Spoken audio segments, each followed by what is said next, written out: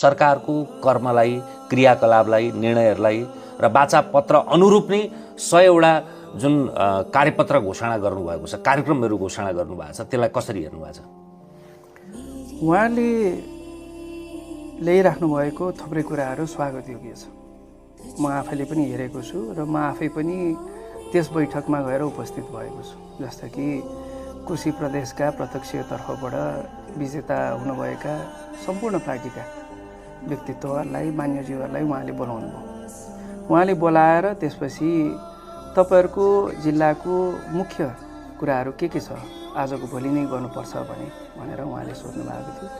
त्यसलाई उहाँले सटिकसँग जवाफ दिएर उहाँले यो बैठक चाहिँ समाप्त गर्नुभएको थियो। त्यो जवाफ के थियो त भन्दाखेरि अहिले बजेटको आकार सानो छ, त्यसलाई फराकिलो पार्ने हामीले प्रयास गरिरहेछौँ र सँगसँगै हामीले कसैलाई पनि काखापाखा नगरिकन हामीले आवश्यकता र प्राथमिकताको हिसाबले त्यसलाई अगाडि बढाउँछौँ भन्नुभएको थियो। त्यो साह्रै नै स्वागतयोग्य छ।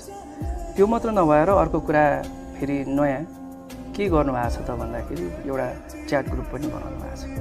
अब त्यसले भविष्यमा गएर कसरी काम गर्छ, त्यसले प्रतिफल दिन्छ कि दिँदैन भन्ने आफ्नो ठाउँमा छ, तर त्यो सुरुवात गर्नु पनि एउटा स्वागतयोग्य कुरा हो। जस्तो कि च्याट ग्रुपमा सम्पूर्ण कोशी प्रदेशका मान्यज्यूहरूसँग आफ्नो सचिवालयको एकजना राखेर उहाँले सुरु गर्नुभएको छ। जे कुरा अप्ठ्यारो पर्छ, जे कुराहरू प्रधानमन्त्री समक्ष तपाईँले राख्न चाहनुहुन्छ, त्यो कुरालाई चाहिँ यहाँ च्याट ग्रुपमा लेख्नु होला, हामीले त्यसलाई छिटो छरितो रूपमा प्रयास गर्छौँ भनेर उहाँले कुरो बनाउनु भएको छ।